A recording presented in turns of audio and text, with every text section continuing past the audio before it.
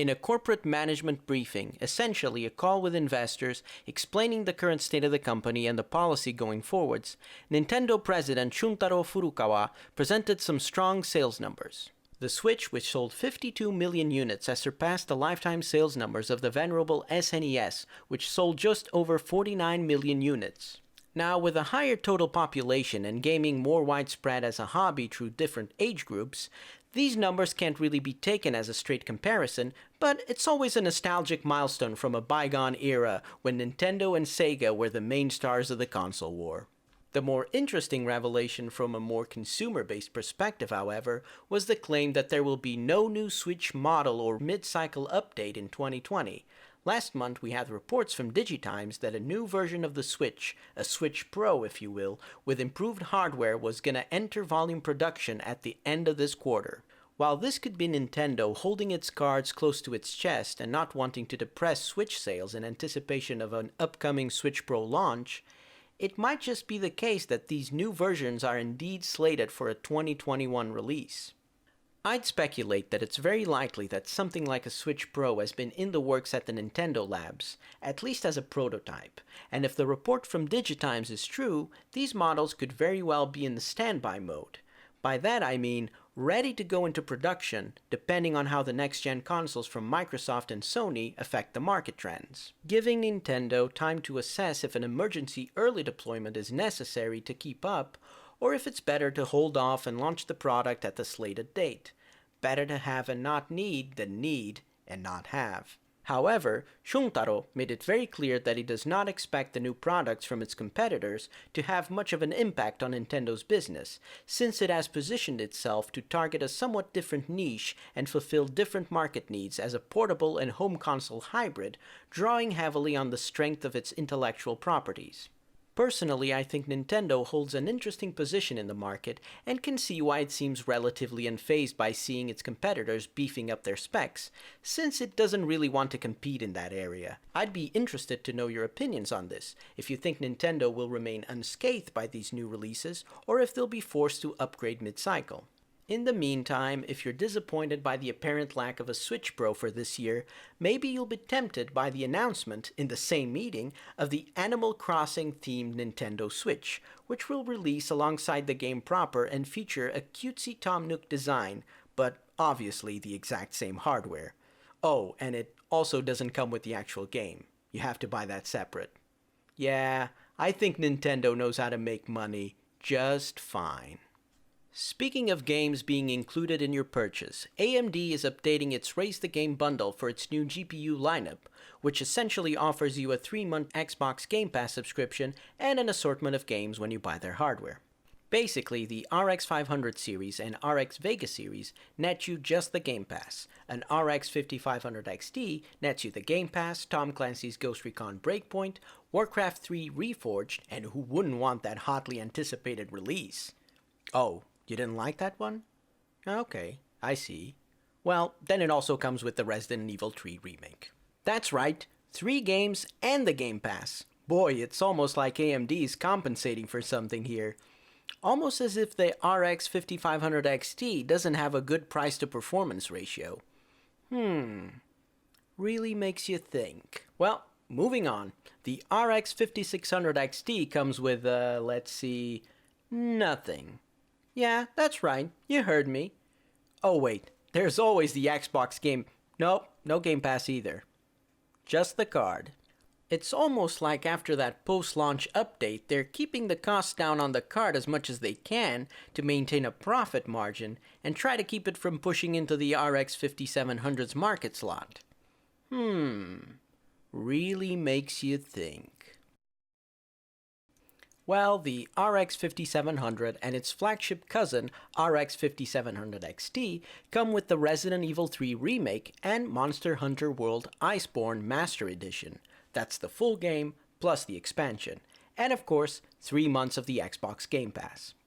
And while we're on AMD, in the latest earnings call, Lisa Su has confirmed the company's intention to release a 4K-capable graphics card to disrupt the high-end GPU market, much like Ryzen has disrupted the CPU market. Unclear language also casts some doubts on whether the so-called Big Navi would be already an RDNA 2 product or merely part of a refresh of the current 5000 series RDNA. As far as we've been able to ascertain, the plan continues to be to make a high-end RDNA 2 graphics card, but we'll keep you posted on any new developments or statements. European lawmakers are moving forward at a brisk pace towards regulation that will force phone manufacturers to adopt a common standard for wired and wireless charging for sales within the EU. This action is not seen positively by some of these manufacturers, chief among them Apple, who is still sticking with their proprietary Lightning port for their mainstay, the iPhone. Already a year ago, when this issue was first broached, Apple released a statement claiming that it would stifle innovation and, in some vaguely defined way, hurt the environment, having since funded a study to back up its claims. Of course, they're driven solely by a pure disinterested love of the open market, and not by an interest in maintaining their proprietary standards. While the argument that having a single standard port would hurt the environment more than a myriad different ones seems a little far-fetched and very hard to justify, the second argument is not baseless, as we have pointed out before how the measure could down the line cause some innovation issues with low-cost manufacturers trying to lobby to block quick adoptions of new and better standards due to high initial costs. The MEPs seem to have also taken these arguments into account, clarifying in a public statement that regular scrutiny to take into account new technological progress will be written into the law. I would have liked, however, to see a more detailed explanation of these mechanisms and preferably a tiered solution with a grace period for transitions of standard, so that low-cost manufacturers don't have to endure early adopter costs and high-range manufacturers can still offer innovative solutions. There are, of course, other possible strategies to mitigate these risks, and the process is still far from being in its final stages. While the EU's crusade to liberate us from that one drawer which is full of old phone chargers is well-intentioned, we will keep monitoring the situation to see if the final outcome will provide adequate safeguards for innovation and the open market of ideas. A spam campaign using email attachments to spread the Emotet malware has been ongoing, disguised as official announcements from several different Japanese prefectures claiming to provide essential information about the prevention and spread of the Wuhan strain of the coronavirus. As it takes advantage of the public's concern and desire to obtain usable information to protect themselves, security experts estimate that this campaign is likely to be more successful and thus copied and spread than previous ones, which asked, for example, users to join Greta Thunberg in an environmental protest.